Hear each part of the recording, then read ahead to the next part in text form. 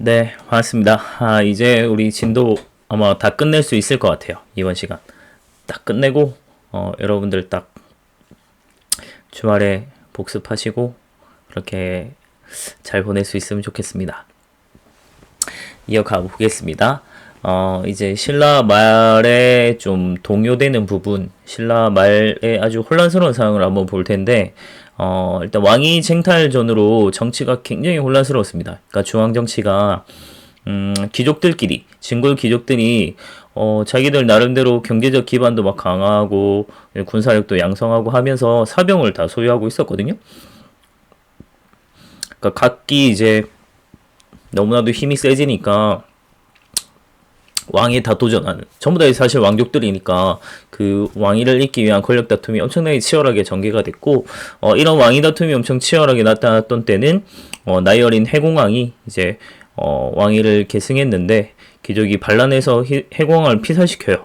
그래서 이때부터 해가지고 한 150여 년 동안 20명의 왕이 교체됐다고 하니까 실제로 이제 인당 뭐 몇 년 안 되는 거죠. 그래서 아주 짧은 기간 사람들이 계속 바뀌고 뭐 짧게는 뭐 1년도 안 돼서 막 바뀌고 그럴 정도로 계속 바뀌었다니까 그거는 자연산 아니었겠죠. 아무래도 다 죽이고 킬 이렇게 이제 했겠죠. 그러면서 누구나 왕위에 도전할 수 있는 왕권이 너무 가벼워지는, 그래서 왕권이 되게 약화되는 이런 상황이었다라고 보면 되고, 그래서 중앙에서 이제 너무나도 싸우다 보니까 지방에 대한 통제력을 완전히 상실하게 된 상황이었다고 보면 돼요. 지방은 관심도 없어요. 그래서 지방에서도 이제 막 여러 세력들이 난립하는 상황이 나타났다 이렇게 보면 되는데 그 중에 이제 김원창의 난이나 뭐 장보고의 난 같은 경우는 사실 요거는 왕위 다툼이랑 좀 관련이 있는 지방 세력들의 난이었다고 보면 됩니다. 특히 김원창의 난 같은 경우는 왕위 쟁탈전에서 원성왕에게 밀렸던 이제 김주원의 아들입니다. 김원창. 김원창 자체도 사실 진골 귀족이라고 보면 되고 왕족이에요. 그래서 아버지가 왕이 되지 못한 것에 불만을 품고 아버지가 만약에 왕이 됐으면 자기한테도 기회가 있었으니까 그렇게 본 거겠죠? 그래서 불만을 품고 웅주, 그러니까 지금 공주에서 이제 난을 일으켜서 당시 이제 9주 5소경이잖아요. 요 중에 5주 3소경이 가담할 정도로, 그러니까 과반수 이상이죠, 다. 그래서 엄청나게 큰 호응을 얻었던 대단히 컸던 지방 반란 중에 하나입니다 라고 보면 되겠고, 장보고도 마찬가지예요. 장보고가 그냥 청해진 대사로 이제 열심히 활동해서 거기서 끝났으면 아주 멋진 영웅이 더 될 수도 있었을 것 같은데, 이 사람이 이제 왕위 다툼에 좀 가담을 했다가 결국 이제 암살당하면서 이제 생을 마감하게 되고, 그 이후로 이제 청해진까지 이제 완전히 잃게 되면서 사실 장보고가 이 해안권을 거의 당시 이제 다 장악하고 있었거든요. 그래서 해상무역이나 이런 걸 다 장악하고 있어서 사실 신라에게 어마어마한 도움이 될 수 있는 존재였는데 안타깝게 됐죠. 자, 그리고 이런 이제 지방 세력에 같이 이제 동조했던 인물들이 바로 가장 불만이 컸던 게 육두품이라고 보면 되겠죠. 당시 육두품 세력들은 골품제 때문에 자신들이 아무리 능력이 좋아도 더 이상 올라갈 수 없잖아요. 그러니까 우리는 뼈를 다르게 타고난 쟤밖에 없는데 나보다 훨씬 능력 없는 진골들이 나보다 상관이에요. 이 너무 이제 꼴보기 싫은 거죠. 그래서 골품제의 모습 막 비판하고 하면서 새로운 정치를 해야 된다 막 이런 거 막 계속 이제 설파했겠죠. 그렇게 해서 막 개혁도 시도해보고 해보고 싶었지만 진골 귀족들이 자신들의 세력을 뭐 놔주지 않겠죠, 권력을. 그래서 그런 것 때문에 다 좌절하게 됐고, 그래서 당시에 새로운 세상을 꿈꾸던 지방에 새롭게 성장하던 호족 세력들과 결탁을 하게 되면서 새로운 이제 나라를 꿈꾸게 됐다라고 보면 되겠죠. 그래서 호족들이 지방에서 성장하게 되는데 앞서 봤듯이 이제 진골 귀족들이 왕위 다툼 막 한다고 지방에 대한 통제력을 완전히 잃은 상황에서 지방에서 기존의 촌주 출신이라거나 아니면 뭐 귀족 낙향 귀족, 그러니까 권력 다툼에서 밀려서 고향으로 내려온, 지방으로 내려온 이런 귀족들, 그리고 해상 세력, 뭐 군진 세력. 해상 세력은 뭐 우리 왕건이나 뭐 장보고 이런 애들 생각하면 되고, 군진은 뭐 나중에 나라 세우는 견훤 같은 경우나 원래 이제 군인 출신 이런 사람들은 원래 이제 군사권이나 이런 힘은 갖고 있었고, 이런 사람들이 이제 기본적인 아예 완전 평민이나 이런 사람들은 아니었던 거죠. 그래서 원래부터 어느 정도 세력을 갖고 있고 경제력도 있고 이런 사람들이 지방의 행정이나 군사권까지 장악하게 되고 스스로 뭐 성주 이런 거에서 장군 이런 거에서 출발했다가 이제 왕, 이제 이런 걸 칭하는 단계로 점차 나아갔다라고 보면 되겠죠? 자, 이러면서 이제 육두품 세력들, 브레인이 필요하잖아요. 머리. 그래서 머리 해줄 수 있는 육두품하고, 그리고 종교적으로 포섭할 수 있는, 사상적으로 통합할 수 있는 사람들, 그런 사람들이 이제 선종승려. 라고 보면 되겠고, 이런 사람들을 포섭하게 되면서 새로운 사회 건설을 준비하게 되었다라고 보면 됩니다. 자, 그 와중에 이제 농민들은 너무나도 살기 힘드니까 결국은 몰락하게 돼서 막 노비가 된다든지 아니면 뭐 도적대가 된다든지 이러다가 그런 상황에도 계속 누군가는 세금을 계속 내야만 하는 거고, 그러면 다른 농민들이 세금 못 내겠다고 도망가면 남은 농민들이 더 많은 고통을 지게 되겠죠. 그런 상황인데도 세금을 더 독촉하고 이런 것들 때문에 결국 농민들이 못 버티겠다. 이제 일어나는 거죠. 그래서 진성여왕 때 정말 이제 극심하게 농민봉기가 일어났고, 그 중에 이제 하나, 우리나라 이제 역사상 최초의 농민반란으로 볼 수 있는 게 상주 지방에서, 상주는 굉장히 큰 도시예요. 지금은 뭐, 상주가 이제 그렇게 막 엄청난 큰 도시 이런 건 아니지만 우리가 경상도 할 때 경주랑 상주 큰 도시 이렇게 두 개 합쳐서 경상도라고 하는 거니까 상주가 요 시대 때는 정말 큰 도시였거든요.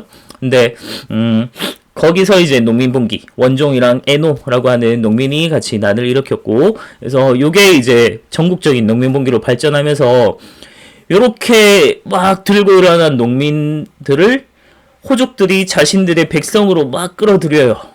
그런 식으로 하면서 나라를 막 키워갔다. 이렇게 이제 연결시켜진다라고 보면 됩니다.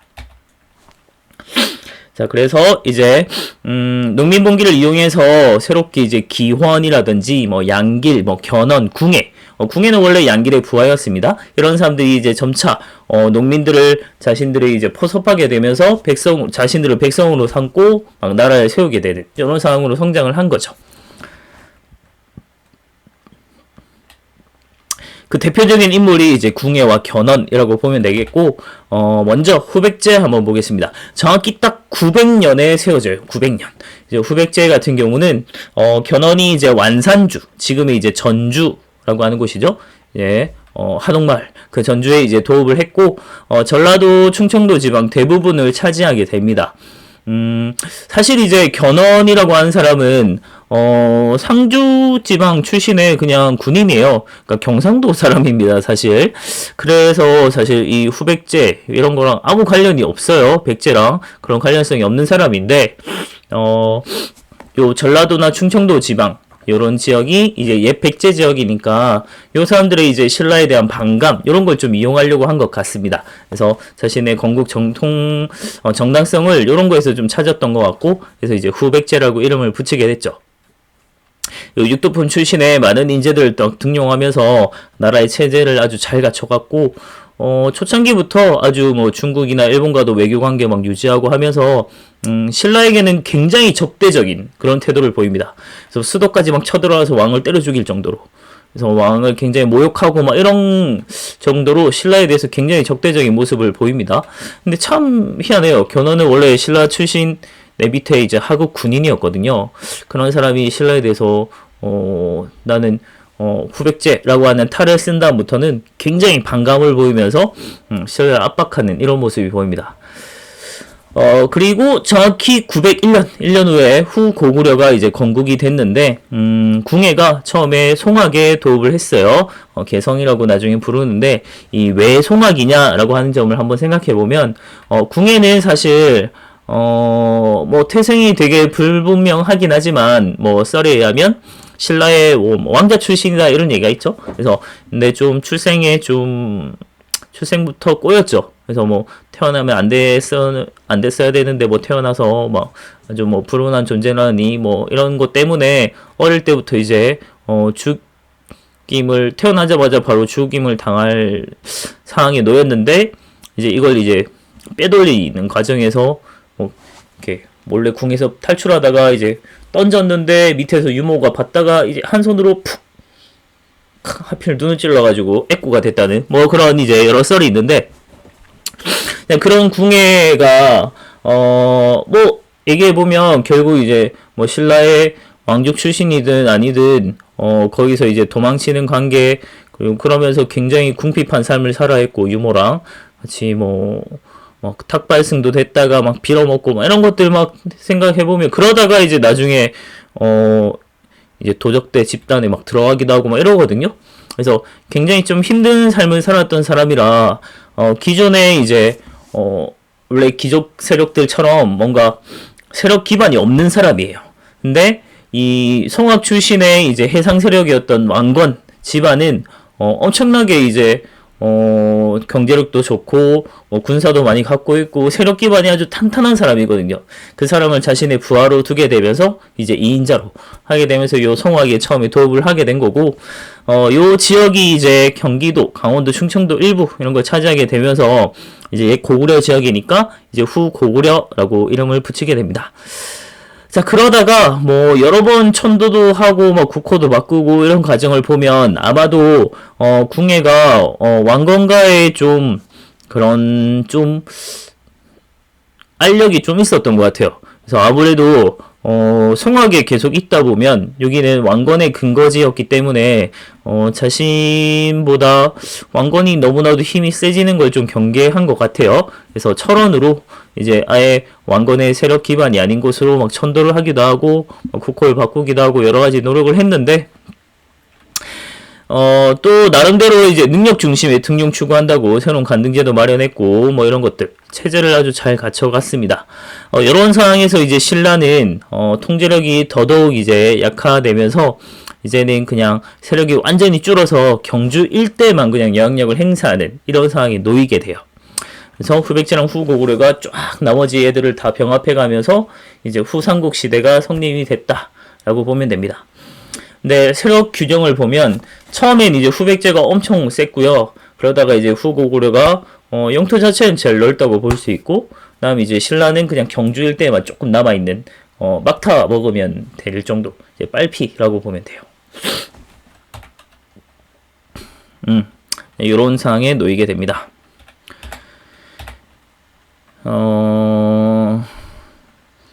그리고 요 남북시대 문화를 한번 볼게요. 마찬가지로 이제 불교가 되게 발달했는데, 귀족 중심에서 이제 일반 백성들에게 점차 불교가 확산되는 시기이기도 합니다. 그 이제 대중화의 앞장선 인물이 바로 원효라고 볼 수 있는데, 우리 통일신라 때 이제 승려는 딱 세 분만 보면 돼요. 세 분만. 그래서 그 중에 하나가 원효, 의상, 해초 이렇게 보면 되는데, 원효랑 의상은 둘이 원래 베프입니다. 그래서 같이 원래는 당에 이제 유학을 갔어요.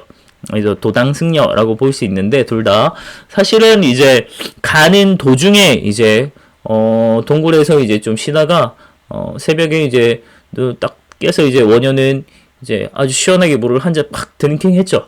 그래서 먹고 아침에 와 꿀맛이다 하고 일어나서 딱 보니까 해골 무려가지고 막 토하고 이러면서 막 그때 와 깨달음을 얻었다 이러면서 이제 자기는 와 나 이제 깨달음을 얻어서 난 굳이 당에 유학할 필요가 없다 해서 그냥 도중에 돌아왔고, 하지만 이제 해골물을 먹지 못해서 깨달음을 얻지 못한 이상은 그냥 그대로 당에 이제 가는 요런 상황에 놓이면서 요 사람들의 이제 불교 종파 간에 이제 좀 완전히 길이 달라지는 것 같아요.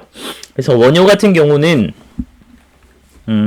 돌아와서 이제 아미타 신앙이란 걸 이제 전파를 하고 다녀요. 일반 백성들에게. 그래서 아미타 신앙이 어려울 거 없습니다. 나무 아미타불. 이것만 이제 열심히 외우면 누구나 극락왕생할 수 있다. 이게 이제 아미타 신앙이에요. 그러니까 당시 이제 일반 백성들이 불교 경전을 읽어내지 못합니다. 그래서 뭐 그런 걸 읽어내지 못해서 막 공부하고 막 열심히 수행하고 여러 가지를 해야만 이제 뭐 성불할 수 있네 뭐 이런 것들인데, 그런 거 아니고 다 필요 없고 나무 아미타불 요거만 열심히 외우고 열심히 살면 누구나 이제 극락왕생할 수 있다 이런 걸 이제 얘기하니까 백성들에게 엄청나게 퍼져나가게 되고 엄청 대중화에 기여하게 되는 역할을 한 게 바로 원효라는 사람이고요. 그래서 우리 이 양산 같은 경우도 원효랑 너무나도 관련이 있죠. 이 청성산 같은 경우도 뭐 1000명의 성인이 이제 원효 따라서 막 중국에서 와가지고 뭐 청성산이네 이렇게 부르기도 하고, 뭐 원효가 지은 절이나 이런 암자들도 굉장히 많이 있죠. 뭐 미타암이라든지 이런 것들 막 많이 있습니다. 원효암도 있고, 그리고 이제 의상 같은 경우는 당에 이제 열심히 가서 이제 화엄종이라고 하는 걸 좀 연구했고요. 아무래도 이제 의상 같은 경우는, 원효는 좀 더 대중적인 입장이라면 의상은 조금 이제 귀족적인 이런 모습이 나타납니다.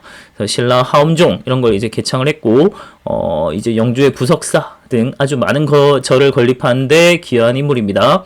그리고 해초는 뭐 신라 자체에서 엄청나게 유명했다기보다는 당을 거쳐서 직접 인도를 갔다 온 사람이에요, 인도를. 근데, 그래서 이제, 여행기 같은 걸 하나 쓰거든요? 그게 이제 왕오 천축국전이라고 합니다. 기록인데, 왕은 우리 이제 왕래하다 할 때 그 왕이에요. 갈왕자고, 오는 우리 숫자 5고요. 당시 이제 인도를 천축국이라고 불렀대요. 천축국. 천축국이 하늘의 축복을 받은 나라다. 그래서 불교 입장에서 하늘의 축복을 받은 나라는 바로 인도겠죠. 그래서 인도가 당시 5개로 갈라져 있었는데, 그래서 왕호 천축국전 5개의 천축국을 갔다 온 기록이란 뜻이에요. 왕호 천축국전. 네, 원효 의상. 그 다음에 신라 말 때는 불교의 종파 중에서 선종이 되게 유행을 하게 됩니다. 우리 요걸 이제 수업 때 비교 한번 해봤었는데, 불교 종파는 알아두면 되게 좋아요. 불교 종파는 크게 2가지로 나뉩니다. 그래서 교종과 선종 이렇게 나뉘는데, 우리 요때 이제 교는 우리 학교 할 때 그 교예요. 가르칠 교자. 그리고 선은 우리 참선하다 할 때 선자. 그래서 뭔가 교종은 굉장히 뭔가 가르치고 굉장히 이론적인 이런 거라면, 선종은 뭔가 수행을 하고 참선을 하고 굉장히 실천적이다. 이렇게 이제 구분을 하면 되고, 그래서 교종이 이제 되게 내세웠던 건 경전과 교리가 중심이라면, 선종은 참선이랑 수행 이런 거 되게 중시했습니다. 그래서 교종이 되게 이론적인 거고, 선종은 되게 실천적인 거고.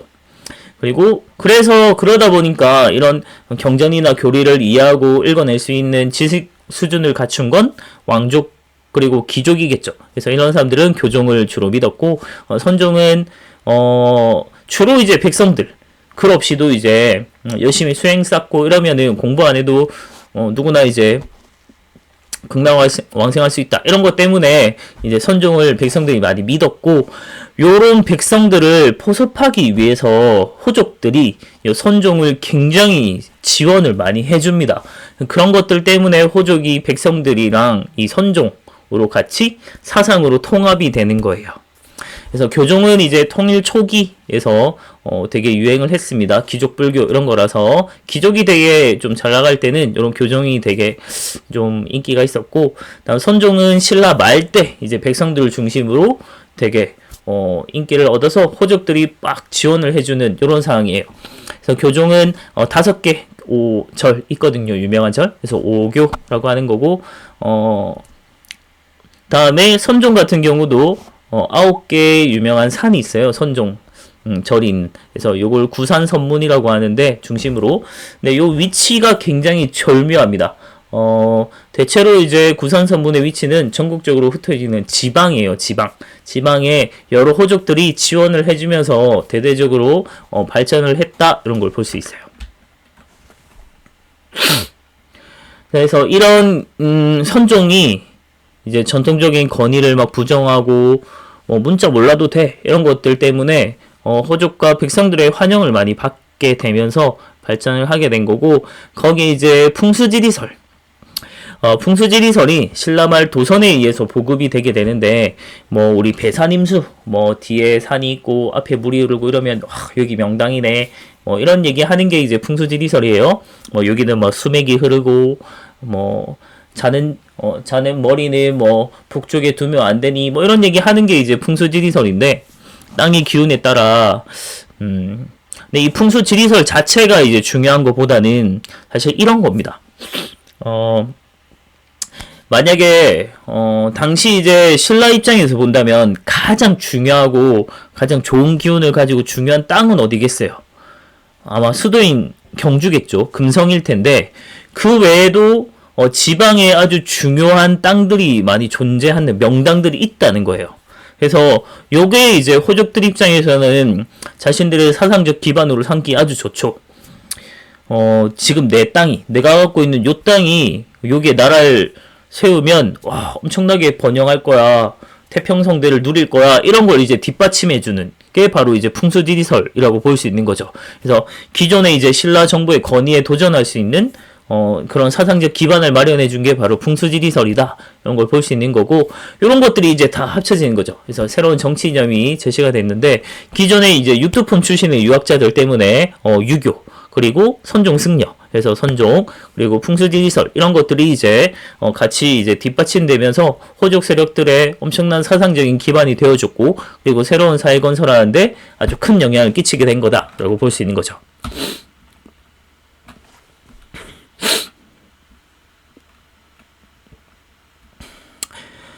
너희 뭐 혹시나 그 절 같은 데 가보게 되면 대부분 사실 우리는 한 90% 이상이 조계종이라서, 뭐 불교 이제 불교 절 앞에 이제 현판 보면 뭐 대한 조계종 뭐 무슨 절 이렇게 돼 있는 경우가 굉장히 많지만, 그 외에도 보면 뭐 계율종이라든지 뭐 법성종이라든지 화엄종, 열반종, 법상종, 여러 가지 이제 종파들이 많이 있거든요. 불교도 종파가. 근데 그런 거 너희 뭐 저만 재밌나요? 절 앞에 가가지고 와 여기는 어디 종파가 뭘까, 이런 거 이제 보는 게 저는 약간 좀 관심사이긴 한데, 여러분들도 이제는 가면 종파가 어떻구나 이런 게 좀 보일 수도 있어요. 네, 뭐 굳이 안 봐도 됩니다. 그 다음에 발해 문화를 한번 볼게요. 발해 문화는 기본 바탕은 사실 고구려죠. 베이스는 고구려인데 거기에 당의 문화를 수용하게 됐죠. 언제부터? 문왕 때부터 당의 문화를 수용하게 됐고, 그리고 사실 국민 발해의 대부분 이제 국민 기전은 이제 말갈족이기 때문에 말갈의 문화가 다 융합된, 그래서 좀 되게 짬뽕된 문화가 나타난 게 이제 발해의 문화다라고 보면 됩니다. 그래서 우리가 이제 볼 때는 어떤 것이 고구려 문화를 계승한 건지, 어떤 것이 뭐 당의 문화를 수용한 것인지, 어떤 게 말갈의 토착 문화인지, 이런 걸 이제 구분만 해두면 돼요. 그래서 제일 중요한 건 사실 고구려 문화를 어떻게 어떤 것들이 계승한 것인가, 이런 부분이겠죠. 그래서 일단 이불병자상 이런 거 보면 요런 이제 구조나 뒤에 이제 뭐 연꽃무늬 이런 것들이 이제 발해에 고구려의 이제 양식이다, 이제 계승했다, 그런 걸 볼 수 있고, 마찬가지로 석등도 석등 요 아랫 부분이랑 윗부분 요 기둥 부분을 받치는 요런 약간 꽃접시 이런 부분이 이제 연꽃 모양인 것이 요게 이제 고구려 양식이다, 이런 걸 볼 수 있고요. 마찬가지로 기와도 이제 연꽃무늬 이런 게 나타나는 게 고구려 양식이다 라는 걸 볼 수 있습니다. 그 외에도 뭐 온돌 장치라든지 발에도 이제 굴식 돌방 무덤을 만들었거든요. 그래서 이런 것들을, 그리고 모주림 천장 구조, 점점점 들어갈수록 계단식으로 뭐가 줄어지는 구조, 이런 것들이 이제 고구려 문화를 계승한 형태다 라는 걸 볼 수 있습니다. 그리고 말갈의 토착 문화는, 말갈은 뭐 좀 문화적으로는 아무래도 좀 떨어진 애들이니까 뭐 변방에 그냥 흙무덤 같은 거 막 만들어 놔요. 그런 것들이 뭐 말갈의 문화다 이렇게 얘기하고요. 네, 이런 게 이제 모주님이 천장구조. 다음에 통일신라 때 문화를 좀 보면 안압지, 지금 이제 동궁과 월지라고 하는 밤에 정말 예쁘죠. 낮에 보면 이렇게 생겼고요. 인공 연못입니다. 밤에 보면 이렇게 이제 이 연못에 라이트를 쫙 다 쏴주니까 이게 막 빛도 비치고 하면서 요 건축물이 막 물에 반영되고 이런 것들이 되게 예쁘죠. 밤에 한번 너무 더워지기 전에 밤에 좀 선선해질 때, 지금은 밤에 약간 좀 쌀쌀할 수도 있는데 조금 더 이제 따뜻해지고, 낮엔 따뜻한데 밤에 좀 선선해지고 그럴 때 요 동궁과 월지 한 번씩 밤에 산책 가면 되게 좋죠. 대신 사람이 많습니다. 그리고 불국사는 뭐 워낙 잘 알 테고, 그리고 석굴암도 이제 인공 석굴 사원이죠. 다음에 범종 이런 것들이 많이 만들어졌는데 범종은 되게 큰 종 생각하면 되고요. 우리가 잘 알고 있는 에밀레 절대 어느 종을 쳐도 에밀레라고 오는 종은 단 하나도 없죠. 이거는 일본이 뭐 지원했다 이런 얘기가 있습니다. 성덕대왕 신종 그냥 댕 해요. 어느 종이 쳤는데 에밀레 해요. 말도 안 되죠. 그래서 그리고 가장 오래된 종은 상원사 동종 이런 게 있고요. 대체로 이제 요때 탑들은 전부 석재입니다. 그래서 거기다가 3층 석탑, 3층 석탑이 가장 균형과 비례랑 이런 것들이 가장 잘 맞아서 아주 안정적인 형태 나오고, 그래서 가문사지 3층 석탑이라든지 아니면 불국사 3층 석탑, 뭐 다보탑, 불국사엔 탑 2개잖아요. 그래서 석가탑, 다보탑 이렇게 부르는데, 원래는 불국사 3층 석탑인데 여기 이제 공사하던 가중에 이제 무구정강 대다란 이경이라는 게 이제 발견이 되면서 이제 석가탑이다 이렇게 부르게 되죠. 이게 범종 만드는 거는 요 범종 자체를 만드는 것도 사실 엄청난 기술력이고, 그리고 이게 뱅 쳤을 때 이제 뭐 소리나 뭐 그리고 깨지지 않는 거, 크게 만들수록 사실 요게 내구성에 좀 문제가 있거든요. 그래서 요거 깨지지 않게 만드는 것도 기술력이고, 그리고 요걸 이제 매다는 고리, 요게 사실 종보다 훨씬 작은 고리 가지고 요걸 버텨내거든요. 이 무게나 이런 것들을. 그래서 이 고리를 만드는 것도 엄청난 기술력이다. 요거죠. 무구 정광 대다란 이경. 보통 우리 이제 다라니 이런 거 나오면 이제 주문 이런 거예요. 그래서 뭔가 무슨 다라니 하면 주문 이런 뜻이다라고 생각하면 됩니다. 다음 화엄사 사사자 3층 석탑, 양양 진전사지 3층 석탑 이런 것들이 있어요. 네, 요거는 분황사 모전 석탑.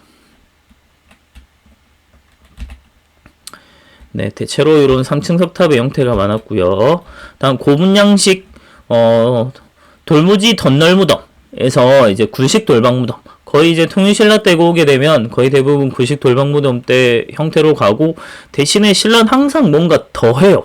그래서 기존에 이제 고구려 백제는 그냥 굴식 돌방무덤에서 끝났다면 얘들은 여기에다가 12지 신상을 조각하는 게 좀 유행이었대요. 그래서 이런 식으로 이제 주위 이제 무덤 주위에다가 이렇게 12지 신상을 조각해 놨습니다. 그리고 장례는 원래는 이렇게 막 무덤 만들고 했지만 점차 이제 삼국통일 전후에서는 화장이 유행을 해요. 화장이 이제 불교에서 장례 방식이기 때문에 화장이 좀 유행하게 됩니다. 다음 발해 한번 보면, 발해 이제 무덤은 대표적으로 2개 볼 수 있는데, 하나는 정해공주묘고 하나는 정효공주묘예요. 아주 헷갈리기 좋죠. 정해공주묘는 정확하게 이제 고구려 양식입니다. 굴식 돌방 무덤의 형태고, 근데 정효공주 무덤은 벽돌 무덤이에요. 벽돌 무덤인데 벽화의 모습이나 아니면 뭐 모주님 천장 구조나 이런 게 나타나는 게 또 고구려 양식이에요. 그래서 정해공주묘는 고구려 양식이고 정효공주묘는 고구려와 당이 짬뽕된 형태다. 이렇게 기억해두면 되겠습니다. 요거는 뭐 양태사의 시인데요. 요거는 굳이 몰라도 될 것 같습니다. 그리고 뭐야? 가려졌네요.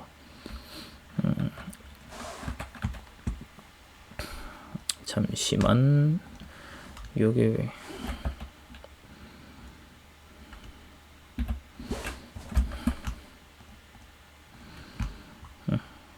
잠시 세팅을 했습니다. 가려버려서 대교류 부분을 좀 볼 텐데, 신라 같은 경우는 주로 당가 이제 교육을 가장 많이 했겠죠. 그래서 당가는 뭐 외교 사절이나 뭐 아니면 도당 유학생, 당에 유학 가는 경우가 굉장히 많았고, 그래서 실제로 가서 이제 빈공과에 합격해서 관리로 활약하는 인물들, 뭐 최초원이라든지 이런 사람들이 꽤 많았다고 합니다. 그러니까 발해랑 신라가 이 빈공과에서 1, 2위, 합격자 1, 2위를 다툴 정도로 굉장히 많았대요. 그리고 많은 승려들도 왕래했고요. 당에 여러분들 서유기 알잖아요. 서유기에 보면 삼장법사 있는데 그 삼장법사가 실제 인물이 현장이라고 하는 스님이거든요. 실제로 이제 인도까지만 갔다 오고 했던 사람인데 그 사람이 실제 이제 당나라 때 인물이라서 그 사람 때문에 이제 당에 유학을 가서 이제 승려들이 막 그 밑에 제자로 들어간 경우 막 되게 배워오고 이런 경우들이 되게 많았습니다. 그리고 이제 신라인들의 집단 거주지가 형성될 정도로 신라인들이 굉장히 많이 갔다는 겁니다. 그래서 산둥반도나 아니면 하와이강 하류 일대에 신라인 마을이라는 신라방, 신라촌 이런 게 있었고 신라인 여관해서 신라숙소, 그리고 신라인 절해서 신라원, 그리고 감독 간청하는 신라소 이렇게도 있었다니까 엄청나게 신라인들이 집단 거주지가 잘 형성돼 있었다라는 걸 볼 수 있고 일본은 이제 초기에는 별로 안 지내다가 아무래도 백제랑 지나다 보니까 좀 교류를 많이 안 했는데 점차 이제 활발하게 무역이 이루어졌대요. 그리고 동아시아 교육을 주도했던 건 역시 장보고를 빼놓을 수 없을 것 같고요. 국제적인 무역항으로 당시에 새롭게 성장한 국제무역항은 울산항입니다. 왜? 경주랑 가까우니까 로켓 배송 가능하다 얘기했었습니다. 주로 이제 귀족들의 사치품을 무역을 하는데 아무래도 대체로 중국 쪽에서 많이 들어오다 보니까 서해 쪽으로 들어와요. 근데 서해 쪽에서 들어오면 경주까지 쭉 또 타고 육로를 타고 내려와야 되는데 이러다 보면 배송이 너무 오래 걸려요. 근데 울산항으로 바로 들어오게 되면 거기서는 뭐 경주까지 가까우니까 얼마든지 로켓 배송 가능하거든요. 그래서 울산항이 요때 엄청난 국제적인 무역항으로 성장을 하게 되었다. 물론 이제 서해 쪽에 당항성이나 이런 것들도 교육이 많이 이루어집니다.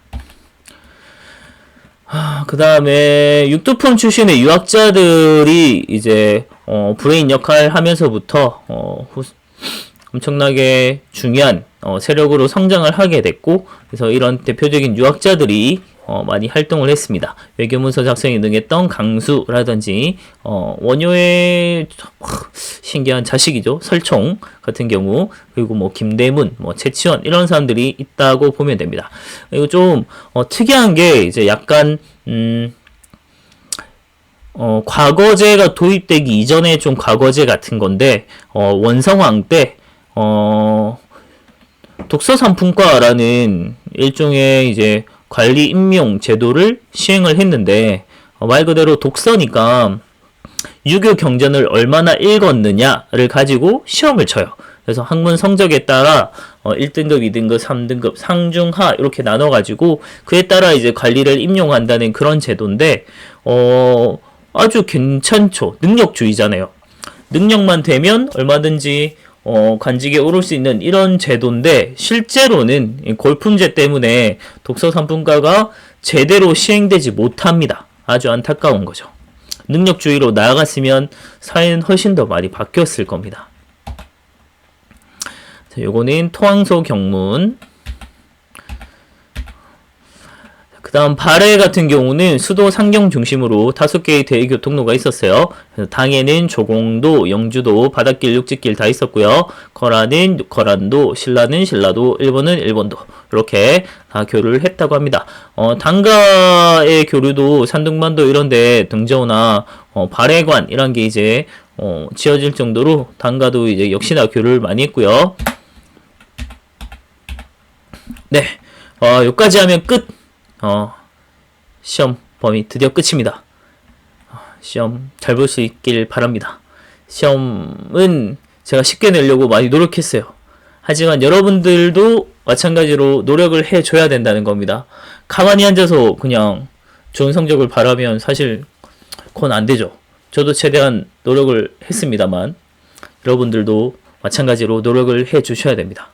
그래서 노력 같이 서로 잘 할 수 있길 바랍니다. 네, 수고했습니다.